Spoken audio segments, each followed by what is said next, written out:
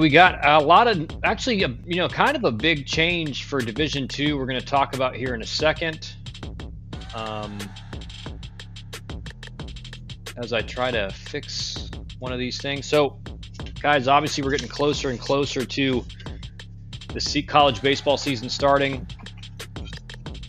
The D2 Top 25 also came out, so we're going to go over that as well.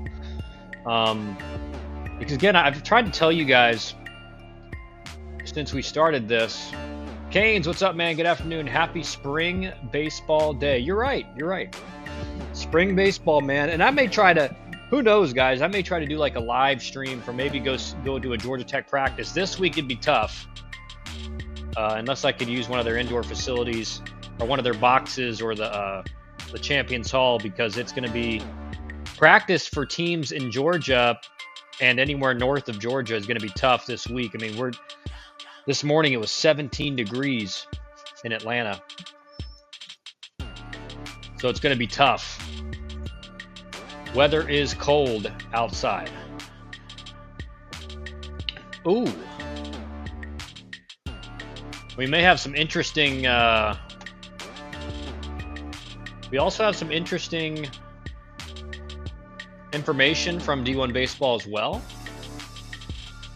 So we're going to get into that.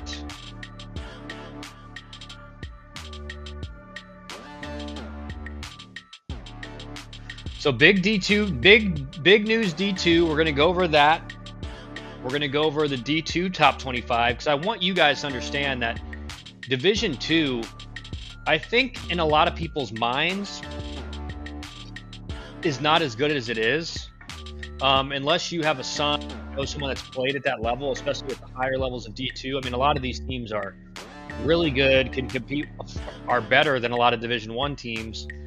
So we'll get into that top 25 and talk about some of the programs that we've worked with and have sent a lot of guys to. And then we'll also discuss an interesting article from D1 Baseball as well.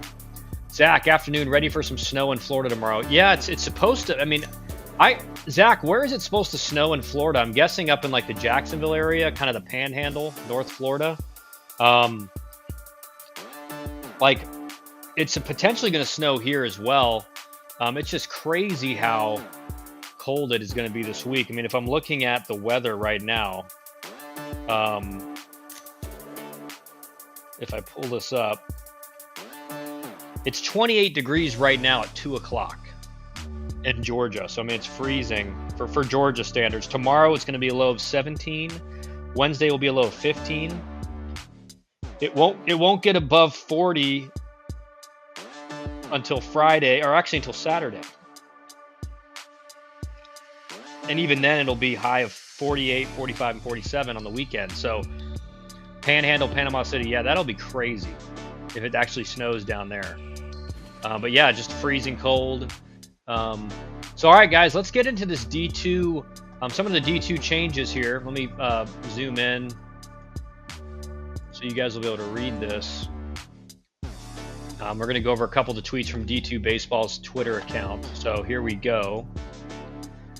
Just baseball here. JUCO baseball here starts Friday. Supposed to be in the 30s for the game Friday. Yeah, JUCO's about to start. D2 starting in a I think 12 days. So everything is starting here really soon. So here we go. First tweet. The NCAA has approved supplemental distribution to Division II schools, a total of approximately $2.2 million. Of that figure, roughly $8,000 will go to those eligible schools. So not a huge number, but again, $8,000 to these schools. So NCAA is trying to give some of this settlement money to Division II. Again, this is not a huge thing, but better than nothing, I guess. But here's the real news. If I can find it right. Okay, here we go. Recent news passing with NCAA Division II as some new rules are in place. Most notably, a student athlete in their first year of collegiate enrollment may play up to 30% of a team's games and not use a season of eligibility. So, in my mind, this is the Division II, NCAA Division II getting ahead of what could be coming with JUCO eligibility stuff.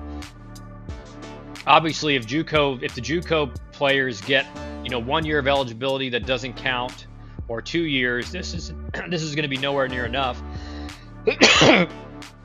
But this allows for freshmen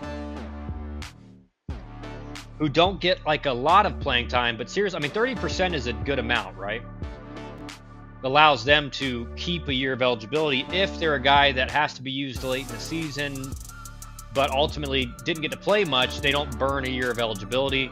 So again, this makes it just better for a player who is kind of used sparingly and then would ultimately, in the past, burn up a year of eligibility. Will this apply to a kid who's a junior now that only played 20% of his games his freshman year? As of this moment, no. So this only applies for future guys, is what it looks like. It's not a you don't get grandfathered into this.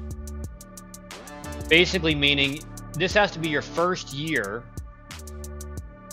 of collegiate enrollment.